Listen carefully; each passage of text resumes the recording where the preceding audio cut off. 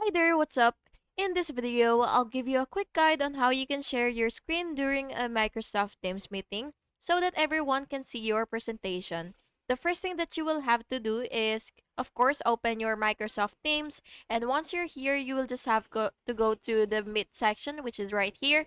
And now what you will do is basically join a team meeting. If you have none yet, you have to make sure that you already have one. So what you will do is basically just join again and continue either with your audio or videos, or it really depends on you.